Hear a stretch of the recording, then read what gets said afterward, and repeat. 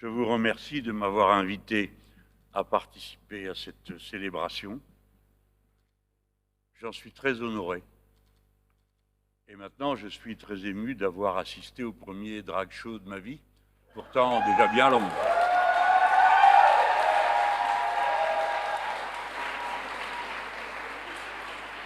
Pour relever de défi de parler 7 minutes, qui est un format inhabituel pour moi, j'ai donc écrit ce que je pensais devoir dire ce soir. Alors oui, en effet, j'ai pu constituer en 1991, après 2 ans d'un laborieux travail au bouton de veste, un groupe de 6 parlementaires, femmes et hommes au Sénat, pour porter à titre individuel, cela m'avait été bien précisé, une proposition de loi en faveur du partenariat civil, selon un terme emprunté à la législation danoise sur le sujet. C'était, comme vous le savez, une préfiguration des initiatives qui ensuite ont eu lieu à l'Assemblée nationale et qui ont permis de produire, pour finir, le PACS, grâce à la majorité parlementaire rouge-rose-verte de 1999.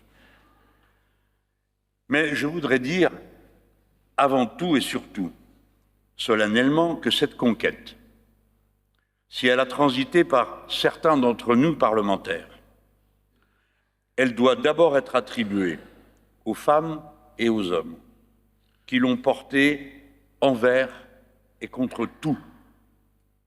Ce n'est donc pas une faveur qui a été octroyée, mais le résultat d'une lutte dure, cruelle, collective.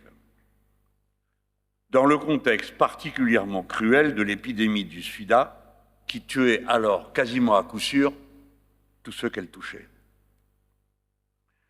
Pour ma part, j'ai été alerté et convaincu, ce qui n'était pas rien, puisque je n'y connaissais strictement rien, par les membres de l'association Gays pour les libertés. Et je leur dédie, ne sachant où ils sont aujourd'hui, et s'ils sont là encore, l'hommage que vous rendez à cette loi qui a résulté de leur action, non de la mienne ni de mes comparses. Ce rôle précurseur de législateur comme sénateur de l'Essonne, je le partage pleinement avec ceux qui ont signé ce premier texte, dans une indifférence matinée d'hostilité, de moquerie, parfois à peine masquée. C'est pourquoi je prends la liberté de vous en lire les noms à cet instant, ne sachant pas non plus à leur sujet, s'ils sont toujours là. François Autain de Loire-Atlantique, Jean-Pierre Bel des Français établis hors de France, Maryse Berger-Lavigne de Haute-Garonne, Gilbert Belin de Puy-de-Dôme, Marc Boeuf de la Gironde, Roland Courteau de l'Aude, André de Lélys du Pas-de-Calais, Guy Pen des Français établis hors de France, Louis Philibert des Bouches-du-Rhône, Roger Quillot du Puy-de-Dôme, Franck Séruscla du Rhône. Ensuite, comme prévu par nous, nous en étions très intimement convaincus d'avance, ce texte a fonctionné ensuite comme une liberté collective, c'est-à-dire non seulement pour les couples homosexuels, mais aussi pour les couples hétérosexuels. En définitive, en renforçant les possibilités de solidarité sociale assumée, le texte a été le moyen d'une amélioration de la société tout entière dans toutes ses composantes. La preuve a été ainsi apportée qu'une possibilité de liberté constituée sur l'idée d'égalité des droits est toujours un bienfait pour tous, puisqu'elle libère et n'impose rien. Cela signifie que les combats pour l'égalité des droits humains, que les combats pour l'égalité des droits humains dans le domaine social ou sociétal ne connaissent aucune différence et qu'il est vain de vouloir les distinguer. Et j'attribue à ces premiers pas, aux combats opiniâtres qui ont été menés, avec souvent la force de la tendresse et de l'écoute de l'autre qui permettait de convaincre. le fait que, pour finir, le droit au mariage pour tous a pu trouver son chemin et son aboutissement dans une société désormais moins brutale et mieux éclairée sur ce sujet.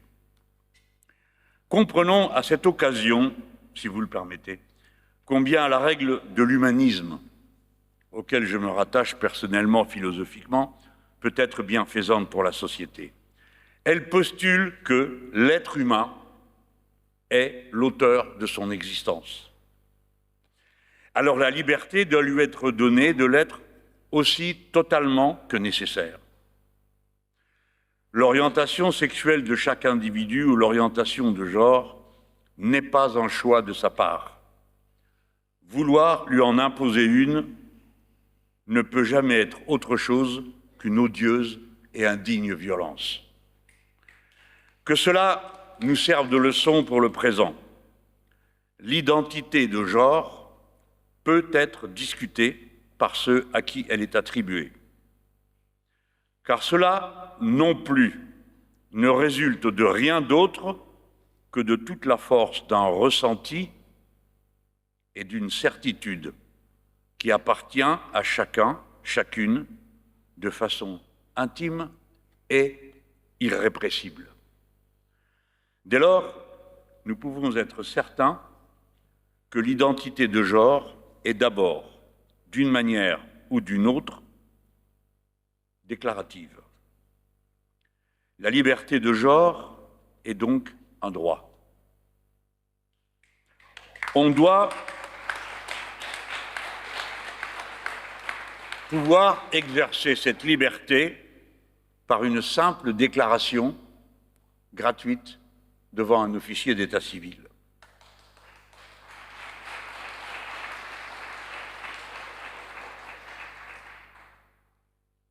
Cette liberté ne comporte aucun inconvénient pour la société. Au contraire, quand elle fait cesser la violence d'une identité imposée et forcée. Je suis fier d'avoir porté cette revendication dans le programme insoumis à l'élection présidentielle, puis législative au nom du nouveau Front populaire. Les sarcasmes avec lesquels elle a été accueillie par le président de la République suffisent à montrer qu'il s'agit bien d'un combat à mener pour l'obtenir. Rien ne sera accordé par faveur, là non plus, comme chaque fois qu'il s'agit d'une liberté. Je suis certain que la liberté de genre est une étape incontournable dans l'évolution de la condition humaine et que d'une façon ou d'une autre, elle s'imposera, moins par la force des choses que par les mains tendues, la tendresse, l'affection, la force de conviction qui permet de comprendre que personne ne perd rien à la liberté de l'autre. Et pour terminer, je n'en dirai qu'un mot, que cette soirée en soit une étape. Vous êtes certains de trouver de votre côté tous ceux qui ont bien compris que l'égalité est un mot qui s'applique à toutes les circonstances.